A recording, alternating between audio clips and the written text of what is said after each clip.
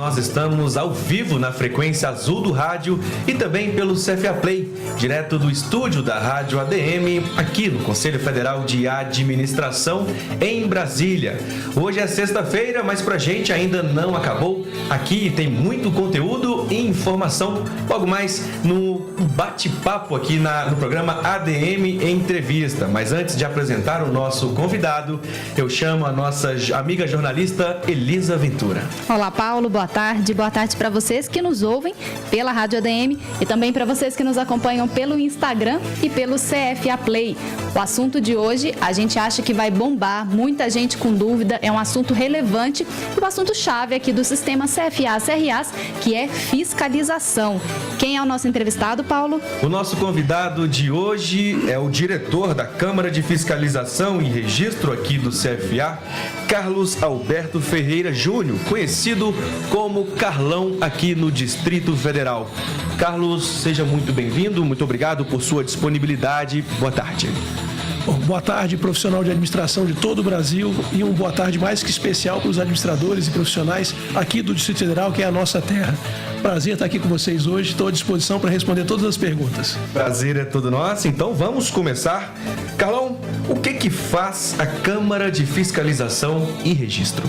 Bom, eu acho que o mais importante, primeiro, antes de tudo, é explicar a diferença entre o que faz o Conselho Federal de Administração e o Conselho Regional de Administração.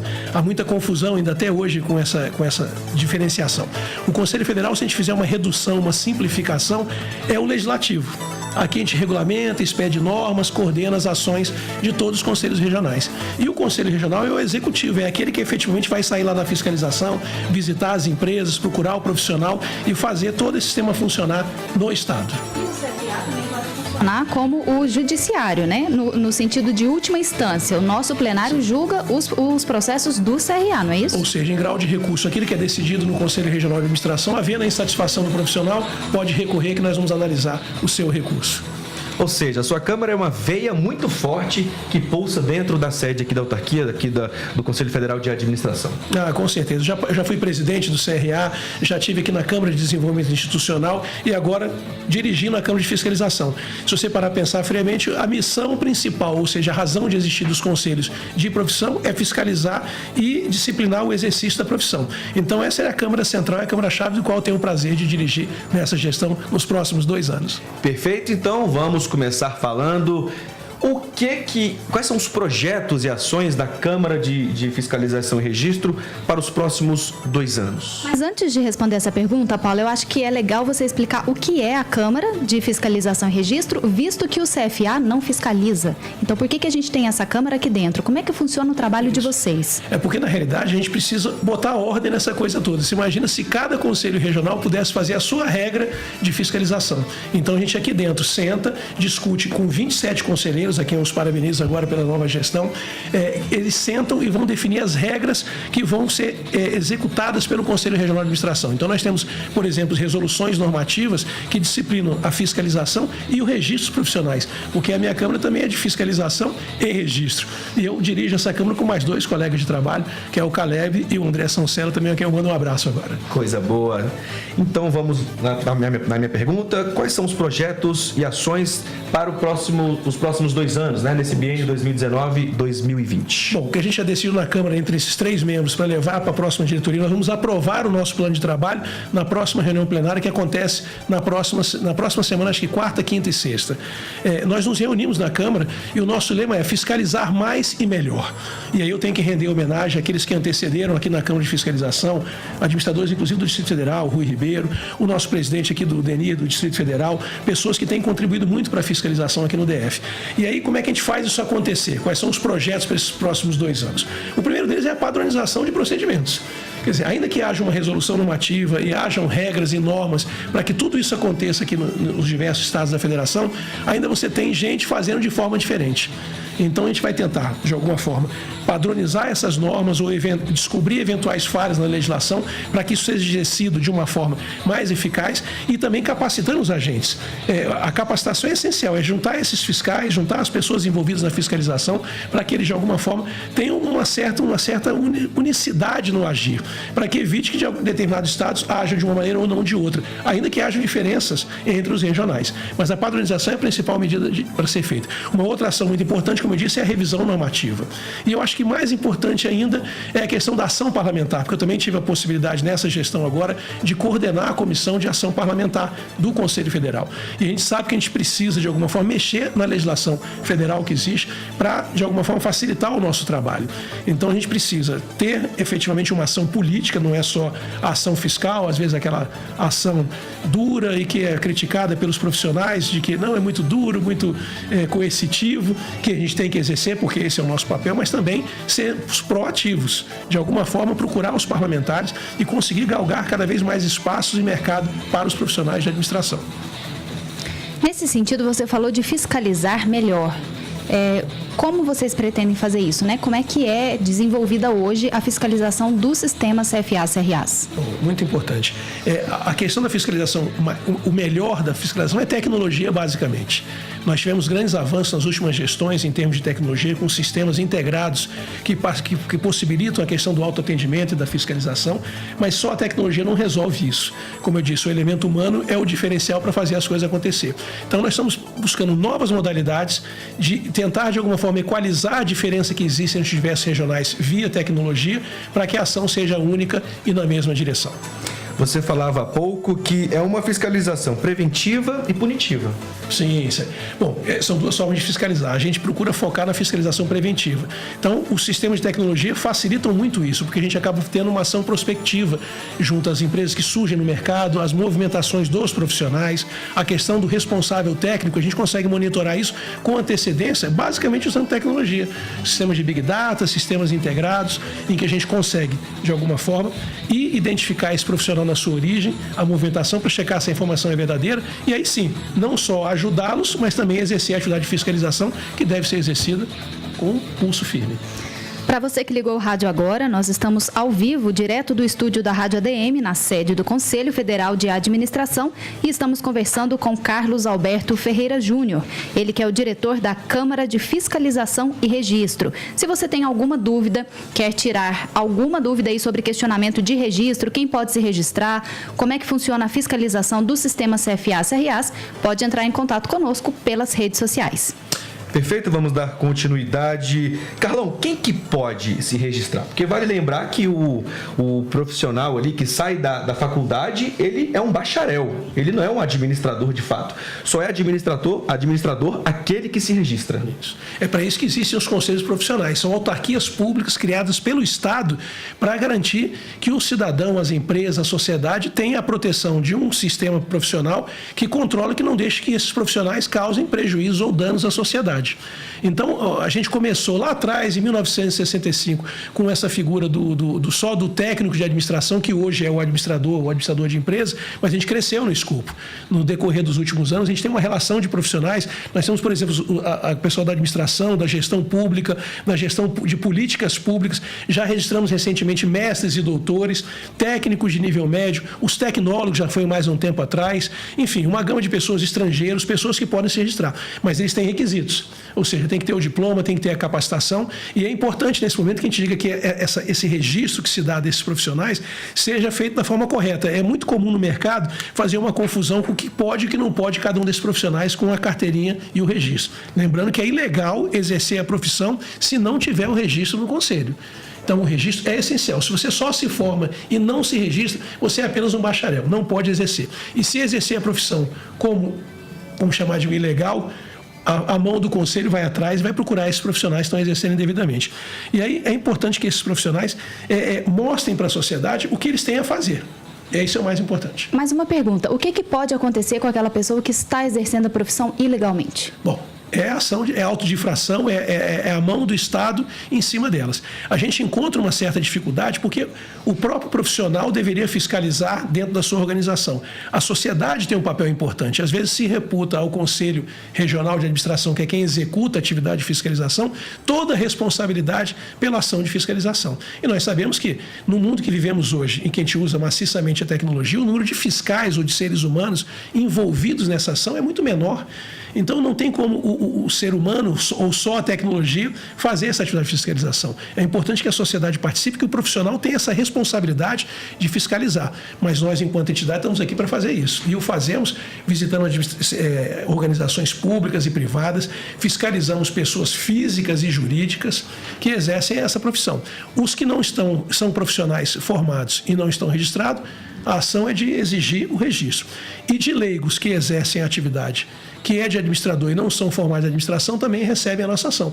Várias empresas deveriam se registrar ou profissionais atuando recebem autos de infração sistematicamente porque estão exercendo a profissão ou a atividade ilegalmente. Ou seja, Carlão, é preciso que fique muito bem claro, vou destacar isso e voltar nesse assunto, a diferença entre o bacharel e o administrador. Porque a pessoa forma lá e acha que já pode atuar como administrador, não. Tem uma regrinha aí a cumprir, né? Exato, ou seja, a pessoa de posse do seu diploma, sua declaração de conclusão do curso e documentos pessoais, ela vai, em alguns CRAs, procurar o seu setor de atendimento para se registrar, e aqueles que já contam com sistemas informatizados, basta entrar no site e fazer o registro via site.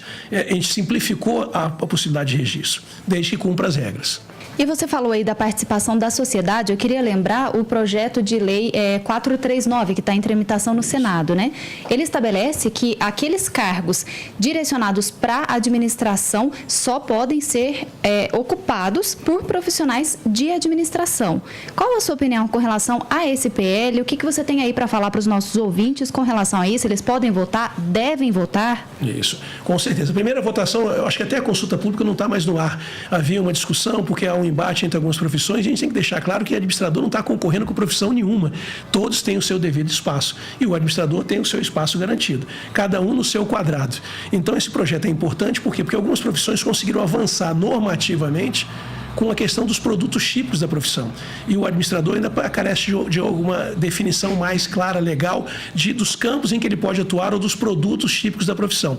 E esse projeto do PL 439 vem exatamente para definir esses produtos típicos, plano de negócio, plano de cargos e salários, enfim, atividades que deveriam ser assinados exclusivamente por administradores. E, de novo, a participação da sociedade, do profissional é extremamente importante, porque para um projeto desse ser aprovado, se não houver a pressão do profissional, da sociedade, do popular, lá no Congresso Nacional, talvez a gente não consiga êxito na aprovação desses projetos. De novo, nós temos que dividir essa responsabilidade e eu convoco os profissionais para virem junto com a gente, porque essa administração está focada em obter esses ganhos para a profissão. Lembrando que esse assunto da PL 439 está lá no nosso site, cfa.org.br. Basta procurar por esse tema, PL 439, né, Elisa? Vamos então dar continuidade às perguntas. É isso aí.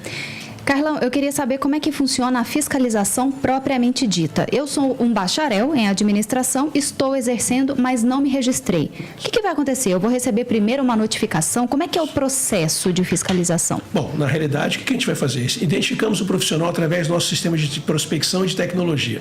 Identificamos um formado atuando na organização como profissional de administração, e isso tem que deixar claro, e eu quero fazer até um parênteses aqui agora, a questão do tecnólogo e do profissional de administração. O administrador, pela formação, ele pode atuar em todos os campos previstos da administração, e o tecnólogo, ele tem um campo delimitado de atuação. Então, existem instituições vendendo gato por lebre, ou profissionais vendendo aos empresários ou organizações também gato por lebre. Então, cada um no seu quadrado. Ou seja, se ele é tecnólogo, por exemplo, em recursos humanos, ele pode atuar dentro da organização em recursos humanos. Ele não pode fazer finanças, porque a formação dele não foi de finanças. Ele ficou 2 anos na faculdade para estudar tecnologia de recursos humanos. Então, cada um no seu quadrado. Mas uma vez identificado, voltando à resposta, uma vez identificado esse profissional na organização que não tem o registro, a gente faz um convite. Até porque talvez ele não soubesse da existência do conselho ou, eventualmente, não tivesse informações da obrigatoriedade do registro para exercício profissional. Então, ele recebe uma comunicação dizendo que ele está na organização, formalmente contratado exercendo uma atividade tipo de administração e ele é formado em administração, nós o convidamos a vir fazer o registro. Se ele não der resposta a esse convite, obviamente será lavrado um auto de infração e ele terá que eventualmente responder por questões legais e até éticas pelo exercício ilegal da profissão. Paulo Melo, a gente já tem pergunta aí e participação das redes sociais, hein? Nós convidamos os estudantes, os profissionais de administração e eles, lógico, compareceram. E olha só, a primeira pergunta diz: toda empresa deve ter um administrador? MEI também? Lembrando que MEI é microempreendedor individual. Exato, a pergunta é da Cher Costa. Bom, o que eu diria é o seguinte: todas as empresas deveriam ter um administrador, seja ela de que tamanho for, não por conta da obrigatoriedade da lei, até porque a lei obriga a ter o administrador se exerce atividade de administração. Mas ele deveria ter um administrador também para garantir minimamente o sucesso do seu negócio. Se tem uma coisa que o administrador, o profissional de administração sabe fazer, é gerir, é coordenar, é organizar, é planejar, é fazer com que as coisas aconteçam. A gente não precisa ir muito longe, os números estão à disposição a rodo na imprensa para dizer que 50%, 60% das micro e pequenas empresas nesse país fecham com 2, 3 anos de existência. Grandes organizações quebram. E aí por que isso está acontecendo? É muito fortemente, tem questões financeiras, tributárias, políticas, mas muito fortemente por falta de gestão. A sociedade tem que se conscientizar que o profissional de administração está lá para servir, para gerir. Não temos nada contra médicos, engenheiros, contadores, cada um no seu quadrado. Quem é que vai gerenciar um escritório de advocacia? Um advogado? Talvez o advogado tenha poder gerencial.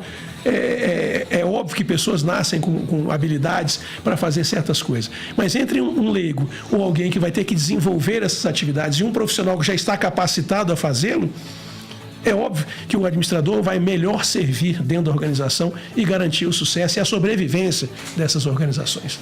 O Guilherme pergunta: e para concursos públicos que abrem vagas do campo da ADM, qual o posicionamento do Conselho? Legal. Teve recentemente aqui o nosso colega Fábio falando sobre gestão pública e óbvio que todos os trabalhos que nós vamos exercer, seja da fiscalização, seja da gestão pública, seja na formação profissional, esse trabalho tem que ser integrado. Então, nós aqui dentro dependemos uns dos outros. E o mais importante, quando eu falo sobre gestão pública, e eu sou servidor público de carreira, quer dizer, a gente tem que tomar medidas mais enérgicas para garantir o espaço do administrador, porque a gente tem contra a gente, por exemplo, questões constitucionais, discussões. Nesse país, todo mundo tem a consciência plena de que cargos em comissão, cargos de chefias no poder público, seja ele federal, estadual, municipal, são preenchidos ou pessoas são escolhidas majoritariamente por questões de confiança e indicação. E nós aqui entendemos que a questão da confiança e indicação é legítima. É óbvio que se você vai trabalhar em algum lugar e vai chamar pessoas para trabalhar junto com você, você vai escolher pessoas que você confia e pessoas que foram indicadas para você como competentes. Agora, a questão da competência técnica tem que ser um requisito para isso. O problema do Brasil é que a gente acaba fazendo o preenchimento dos cargos apenas pelo critério da confiança e da indicação. Ora, de novo, não temos nada contra a indicação e a confiança, mas isso tem que ser aliado à questão técnica, tem que haver a competência. E pode ter certeza, é um compromisso que nós estamos assumindo essa gestão. Esse governo novo tem dado claras evidências de que valoriza a capacitação, que valoriza a competência técnica, tem nomeado como ministros e secretários executivos pessoas reconhecidamente pela sua competência, pela sua formação. Então eu vejo uma grande esperança nesse novo governo. Agora, nós somos parceiros, mas não somos submissos. Se isso não se desdobrar nos menores escalões, nós vamos atrás e vamos exigir do governo, seja ele federal, estadual, municipal, que garanta o espaço da competência dos administradores. São os profissionais melhores habilitados para fazer isso acontecer. Não tenho dúvida disso. Perfeito, muito obrigado por sua audiência, você que nos acompanha ao vivo nesta transmissão simultânea entre a Rádio ADM e o CFA Play. Agradecemos também a presença na transmissão, né, que está escutando a gente, o diretor de desenvolvimento institucional, Diego da Costa, ele que sempre nos acompanha aqui, né, Lívia? Está sempre ligadinho, né? Olá para o Diego. Sempre ligadinho aqui. Vamos continuar. A pergunta do Augusto, ele questiona: qual o diferencial que a gente tem ao se registrar? Bom, o papel do Conselho basicamente é disciplinar e fiscalizar o exercício da profissão. Mas nós não podemos ser omissos com as necessidades do profissional que busca essa casa. Então, nós temos outras atividades, outros serviços, outros produtos que estão para servir os profissionais de administração. Então, a gente investe pesado na capacitação, no desenvolvimento, até como uma forma de complementar o caráter precário ou da qualidade do ensino que a gente tem no país, e a gente também vai trabalhar muito forte para melhorar a qualidade do ensino no país. A gente tem que dar, eventualmente, possibilidade de que ele se desenvolva, que ele se capacite, que ele participe de eventos. E temos que oferecer outras coisas, é óbvio, benefícios, serviços, em que ele possa, de alguma forma, agregar valor àquele produto que ele tem, que é o da fiscalização e da disciplina do exercício da profissão. E a gente tá bombando aqui o Instagram, bombando, hein? Cheio de perguntas. O Wesley quer saber qual a área o tecnólogo em processos gerenciais pode atuar. Bom, esse tem um grande escopo de atuação, porque o nome já diz, é tecnólogo em processos gerenciais. E você imaginar que nas organizações você tem a figura do gerente e de pessoas que gerenciam ou coordenam as demais atividades, ele tem um amplo escopo. O administrador, o profissional de administração por excelência, ele tem essa visão ampla das coisas. Um profissional como um médico, um contador, ele foca muito naquele ramo de conhecimento. E a gente vê o que o médico vê, o que o contador vê, o que o sociólogo vê, o que o psicólogo vê. A gente acaba atuando em todos os ramos do conhecimento. E com esse grande leque de conhecimento, lhe permite assumir os mais diversos postos gerenciais, do nível menor até o nível mais alto da organização. Perfeito. A Heloísa também pergunta, diretor, estudante pode ter registro? Se sim, paga anuidade? Sim. A gente tem uma tabela para registro de estudantes de administração. Isso a gente está tentando unificar dentro do sistema, porque nós temos conselhos regionais que registram estudantes e outros conselhos que não registram estudantes. Alguns fazem de graça, outros fazem cobrando. Então, a gente está se reunindo aqui agora para tentar dar como disse, na revisão das normas e na padronização, tentar achar o que é bom para todo mundo, porque o estudante é o futuro profissional. Então, nós temos que já começar a recebê-lo na nossa casa de antemão e já começar a prestar serviço a esse grande parceiro. A gente tem aqui agora o Conte Guilherme, desculpa se eu falei seu nome errado, mas eu acho que é isso. Há algo planejado no sentido de prova para obtenção de registro, a exemplo do OAB, CRC e etc.? Bom, isso é outra grande discussão. A questão do que a gente chama de exame, o pessoal conhece como exame da ordem. Alguns outros conselhos já têm se implantado, não são muitos, o que a gente chama de exame de proficiência. Isso será debatido por esse grupo que acabou de assumir, tem 2 anos de mandato pela frente, porque há uma grande discussão, há os defensores ferrenhos do exame de proficiência como um critério, uma peneira para selecionar os bons profissionais, já que nós temos problemas de deficiência na qualidade do ensino que é dado no curso de administração, e essa deficiência não é só do curso de administração, de uma maneira geral, o ensino superior tem grandes deficiências, e aí tem gente que entende que nós temos que fazer algum tipo de filtro para evitar que um mau profissional, um profissional que não esteja devidamente formado, vá causar problemas à instituição. E aí nós vamos ter que sentar e discutir. Nós já tivemos essa discussão anteriormente, há épocas em que se acha que se deve adotar o exame, tem gente que acha que não deve adotar o exame. Agora, uma coisa tem que ficar clara: o exame só pode ser adotado se houver uma modificação legal. O Conselho não pode tomar uma decisão interna e aplicar esse exame. Nós temos que fazer uma alteração legislativa. Mas aí, nesse sentido, vale a pena a gente lembrar que a gente tem a certificação, né? Que é uma parceria do CFA com a Fundação Getúlio Vargas. A gente, inclusive, abordou esse assunto hoje no nosso programa 6 na Sexta. Isso, e é importante, porque a certificação é uma outra vertente, é uma outra forma de também qualificar ou selecionar os bons profissionais do mercado. E é uma decisão que foi tomada em gestões anteriores e que até agora, pelo menos, eu tenho um indicativo de que essa gestão pretende manter a questão da certificação profissional. E o desafio da certificação profissional agora é como fazer o mercado enxergar que essa certificação garante a qualidade desse profissional que vai ser colocado no mercado. Até antes que eu me esqueça, quando você perguntou dos serviços que a gente presta, bancos de talentos, universidades corporativas, nós temos muitos serviços oferecidos ao administrador e ao profissional, além da fiscalização. Perfeito. Aqui na nossa transmissão, feita pelo Insta também, do CFA-ADM, o Diego Boaventura questiona: CREA fiscaliza obras, CRA fiscaliza empresas? Sim, nós fazemos a fiscalização de pessoas jurídicas. E é importante que a gente faça a conscientização dos profissionais para para a necessidade ou para a vontade de começar a registrar esse acervo técnico. O engenheiro, por uma questão de definição legal anterior à nossa, ele valoriza muito e é exigido do mercado que comprove que ele tem experiência naquilo que ele faz. E o administrador os profissionais têm feito muitas realizações e não tem registrado esse acervo técnico aqui. Ora, se você vai participar de uma licitação, vai participar de uma entrevista de emprego, se você tem um acervo que é quase um currículo do profissional, deveria buscar aqui no conselho, ou você vai ficar organizando isso de forma isolada ou individual. Então, eu convoco os profissionais que tragam as suas realizações, os seus serviços prestados, as suas consultorias, as suas publicações, os seus produtos e registrem no seu acervo técnico, porque isso será um diferencial no futuro do seu trabalho. Mais uma vez, lembrando, nós estamos conversando com Carlos Alberto Ferreira Júnior, diretor da Câmara de Fiscalização e Registro. Nós estamos ao vivo pelo CFA Play, pelo Instagram, pela Rádio ADM. E a Maria Erlane, de São Paulo, pergunta: quais critérios mais firmes podem garantir a inserção do administrador nas organizações, diretor? Bom, primeiro eu digo de novo, a competência, a qualidade da sua educação, da sua formação e a qualidade do seu trabalho realizado. E se isso tudo não for suficiente, a forma mais firme de garantir esse espaço, tenha certeza, é a fiscalização, que nós vamos juntar essas empresas todas e vamos fazer documentos de conscientização, campanhas nacionais de conscientização, não só para o valor do profissional, mas também da obrigatoriedade de contratação desses profissionais. Um exemplo concreto disso é a figura do responsável técnico. Você deu o exemplo da engenharia, que tem os seus RTs para acompanhar a obra. Vejam a responsabilidade, a falta de consciência.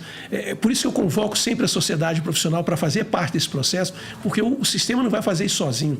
Você imagina, um médico comete um problema numa cirurgia e mata uma pessoa, alege uma pessoa, e isso dá uma repercussão gigantesca.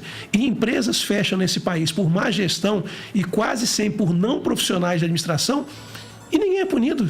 A empresa está fechada e o que faz? As pessoas estão desempregadas. Às vezes, administração temerária, corrupção, pública ou privada. E cadê a responsabilização disso? Se tivesse profissionais de administração, e se tem profissional de administração por trás de alguma coisa errada, vai sofrer processo ético e vai sofrer a nossa fiscalização. Tenho certeza disso. Carlão, eu vou confessar que a nossa duração de tempo aqui da nossa transmissão era para ser 20 minutos, mas as nossas redes sociais estão bombando com perguntas. E isso já era esperado, né, Isso já era esperado. Porque esse assunto mexe com as pessoas, né? Agora, uma pergunta minha, se assim você me permite. Quais os principais desafios da fiscalização e também do registro? Bom, eu vou além da fiscalização e do registro. Da fiscalização eu tinha colocado como os projetos inicialmente, que é essa questão da patronização, revisão normativa, a questão da capacitação, da ação parlamentar. Mas eu vou nos desafios que eu acho que o sistema do profissional e da profissão e da ciência da administração tem pela frente agora. É exatamente o primeiro que eu já disse aqui, meio en passant, que é a questão da valorização e da consolidação da imagem do profissional. Como eu disse agora, alguém que deixa uma empresa com 20 mil empregados falir, tem que haver alguma responsabilização com relação. Olha, é responsável de quem gere mal. Ou leigo, ou um mau profissional, um profissional não formado devidamente. Então, a gente precisa mostrar para a sociedade que se tem alguém que pode ajudar na sobrevivência e no sucesso das organizações, é o profissional de administração, porque ele consegue, como disse, organizar, coordenar, fazer planejamento, que não é uma cultura que a gente tem, que é de planejar. A gente tem, no serviço público e na iniciativa privada, raras exceções de pessoas que efetivamente usam as ferramentas de administração principais ou basilares, que é o planejamento, a organização, o controle. E se não usam isso, a chance de dar errado o empreendimento é muito grande. Então, o maior desafio é, primeiro, mostrar para a sociedade o valor e a importância desse profissional. E outra temos que mudar o arcabouço legal. Porque nesse país, se não vai pela conversa, vai ter que ir pela legislação. E da legislação a gente tem muito caminho para percorrer para tornar a legislação mais robusta, protegendo o espaço do administrador. A gente vai atuar firmemente, o nosso compromisso é esse. Na administração pública e privada, nós vamos começar a oficiar, nós vamos colocar o sistema CFA-CRA à disposição do presidente Bolsonaro, dos governadores dos estados, dos prefeitos. Nós temos um manual de prefeitos para ajudar o prefeito a gerir melhor a sua cidade.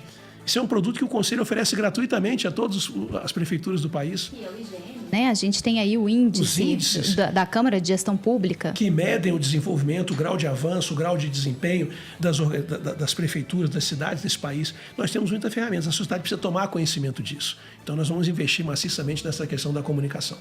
A Caleb Cas Barreira faz o seguinte comentário: ótima transmissão, sempre bom conhecer cada vez mais sobre as medidas do CFA e dos CRAs. E o Volney, muito obrigada, um abraço para você que está aí nos acompanhando. E o Volney Lima, ele pergunta: quando terá um novo concurso para o CFA? Opa, nós já temos um processo em andamento, não é a minha área, eu posso falar pela Câmara de Administração e Finanças. A gente iniciou um processo ano passado, acabou interrompendo por conta de questões internas, de processos internos, mas há já na alça de mira alguma coisa para recompor os quadros do Conselho Federal de Administração. É óbvio que a gente acabou de assumir, estamos fazendo uma leitura da administração interna, de como funciona, onde está com carência, onde está com excesso, mas depois de todo esse trabalho realizado, eventualmente pode acontecer a realização de um concurso público aqui para o CFA. Eu completo aqui também, o Sidney Vasconcelos Andrade diz: excelente entrevista. Parabéns à equipe da CDI e ao diretor de fiscalização do CFA, Carlão. Diretor, você está aí 2 meses, à frente da Câmara, nem completaram ainda os 2 meses fechados, mas qual é o balanço que você pode fazer dessa área? Eu sei que vocês estão aí nesse momento de reavaliar projetos, restabelecer novas metas para o futuro, mas no ano passado a gente teve um avanço muito grande da fiscalização no sistema CFA-CRAs. A gente teve aí algumas mudanças. Qual é o balanço que você faz hoje? Já é possível? Sim, com certeza, o mais positivo possível. E aí faço, como disse mais uma vez, o agradecimento aos os diretores da Câmara de Fiscalização que me antecederam.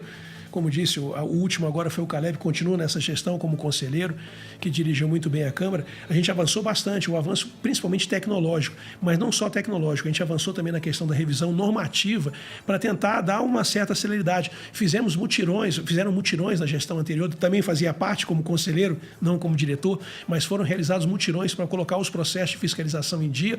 E sim, precisamos avançar mais agora na questão da capacitação e dessa padronização junto aos estados. Os estados ainda têm certos desníveis com relação à questão de fiscalização. A gente precisa socorrer aqueles mais necessitados, pegar as experiências dos bons estados que estão fazendo e compartilhar com os outros. A questão do benchmark, do compartilhamento de experiência é crucial para a gente. Então, a gente vai criar aqui um banco de boas experiências e vamos compartilhar. Eu estou apostando muito no encontro que a gente está organizando de fiscalização dentro do sistema para esse ano e também na nossa Convenção Nacional do Sistema, que a gente quer dar uma nova cara a essa Convenção Nacional do Sistema. Coisa boa, Carlão é sinônimo de muito conhecimento, né, Elisa? Pois é, Paulo Melo, será que ele pode dar mais informações para a gente sobre esse encontro aí que ele está falando? E aí, Carlão? Sim, a ideia é juntar esses fiscais, os fiscais seres humanos e mostrar para eles que a ferramenta existe, que a ferramenta pode ser utilizada. Quer dizer, alguém faz uma brincadeira que às vezes a gente tem aqui dentro do sistema um informatizado, um canhão que está sendo operado por pessoas que não dão conta de dirigir esse canhão, não. Nós acreditamos na competência de todos os fiscais da federação, até porque não há muita rotatividade de fiscais nos conselhos regionais. São fiscais experientes e conhecem bem o ramo de fiscalização. O que a gente precisa agora é ajustar essa sintonia para que consigamos integrar tecnologia com ação humana e atos normativos, para que, de alguma forma, agora a fiscalização seja mais coesa e mais presente no Brasil inteiro. Olha só, temos uma pergunta do administrador Marcos Caleb. Carlão, seria bom você explicar o que é um responsável técnico e qual a responsabilidade que esse profissional assume na empresa em ser RT? Bom, a figura do RT é uma figura extremamente importante, porque de cada empresa que o Conselho faz o registro aqui de pessoa jurídica, essa empresa tem que ter um responsável técnico. Se essa empresa exerce atividades típicas de administração, eu posso dar exemplo: factoring, administração condominial, empresas de terceirização e locação de mão de obra, empresas de prestação de serviços de logística. Todas essas empresas que atuam em atividades típicas de administração têm que ter a figura do responsável técnico. Então, quando a gente consegue que uma empresa que não estava registrada, pessoa jurídica, se registre, automaticamente tem que trazer um responsável técnico. E o responsável técnico, como nós já dizemos, é uma pessoa que se responsabiliza tecnicamente pelas atividades de administração dentro da organização. Então, por exemplo, uma empresa dessa de locação de mão de obra vai participar de uma licitação num órgão público aqui em Brasília, por exemplo, no estado da federação. Para ele participar dessa licitação, a empresa tem que ter o registro no Conselho Regional de Administração e ele tem que ter um RT que responda por essa empresa. Então, quando ele presta um serviço de locação de mão de obra, é ele que vai assinar que aquele serviço foi prestado, que foi prestado adequadamente e que foi prestado sob o ponto de vista da legalidade. Então, veja a responsabilidade, como o nome já diz, de um responsável técnico. Então, eu até os convoco também mais uma vez. Licitações é um grande campo de atuação da administração.